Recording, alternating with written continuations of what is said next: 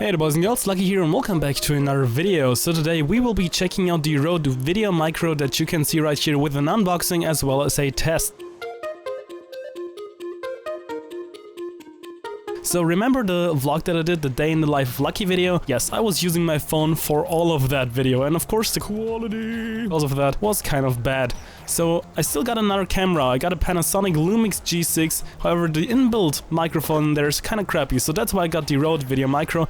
It's about 50 bucks. Right here you can see the packaging, pretty solid, pretty neat looking, so I'd say let's actually unwrap this bad boy. So once we open this bad boy, we can see that right here at the top we already can see the first component, which is obviously the microphone itself, and the windshield is already on top of it. This is the Rode WS9, it's also called a deck head or just a normal windshield. And yeah, the microphone itself is all metal, pretty sturdy, also a very small form factor, so it's only about the size of a finger, which was one of the main features that I wanted to get it for, because it's very small on the camera itself, it's not like very huge and bulky. And right here, if you want to get it back in, just kind of push it in there, and it kind of snaps into place, which is very nice as well. And of course, at the back side you got the 3.5mm jack. Right here is the mount for it, which actually goes on top of the camera, which I will show you also in a second. Right here we got the short quick manual install guide, and of course the 3.5mm cables in red and curly, so they also look kind of nice.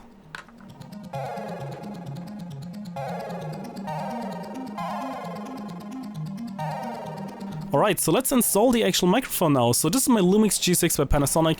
Just get a little mount right here, slide it in from behind, and then you wanna, as soon as you got it in, screw it down all the way to the bottom to make it fit in there very snugly and tightly, so that it's not falling off, obviously, because you wanna to stay in place right there on top of your actual camera. So right here, pretty sturdy, once again. Now, if we actually take the microphone itself, so again, the kind of dead cat already on, but let's just probably pull it off again. Should be easier then. Just push it in there right from the top. It's gonna be a little heavy, so don't be afraid of breaking anything. That's just the way it's supposed to be in.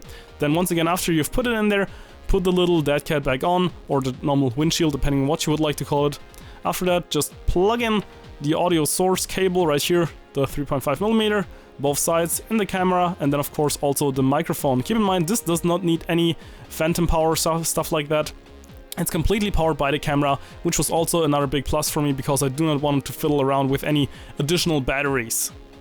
Now, if you would be vlogging or something like that, this probably would be the view that you would be looking at, just while, again, checking out the size and everything. So again, kind of small form factor, don't be fooled by the size of it. My camera is actually kind of small, the G6, so usual cameras will again have like a kind of a different view to them, but that's just how mine would actually look like. So, hey there boys and girls, this will be the audio test of the Rode Videomicro. So right now I'm standing about, I'd say like, probably a meter away, that's about 3 foot I think. So that's about the sound quality you could expect from this sort of distance. You can see when I'm using my camera, I think it's a 14 to 42mm lens, so that's about the distance you can expect it to look like in a frame.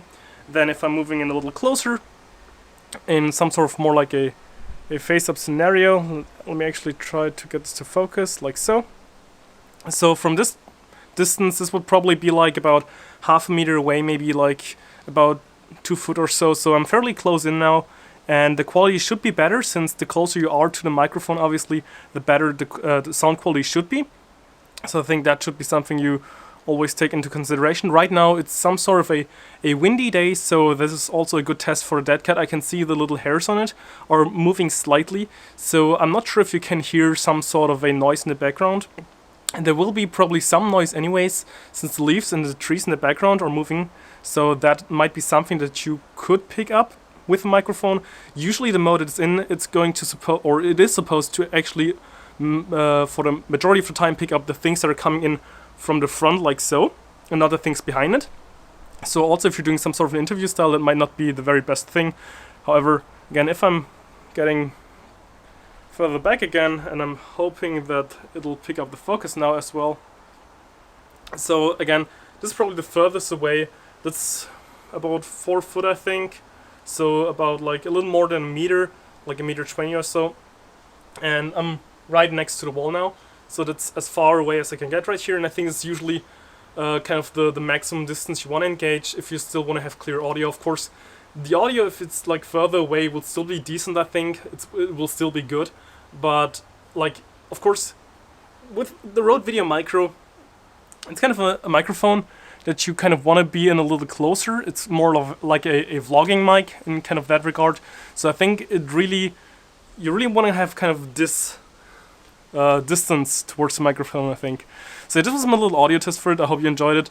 If you did, feel free to leave a like or something like that, or let me know what you think about it. Also, since you guys enjoyed the last vlog so much, I'm currently working on another one, so that's as a little spoiler for you guys. But yeah, I think it's just for now. I hope you enjoyed the video, and LuckySkillFaker out.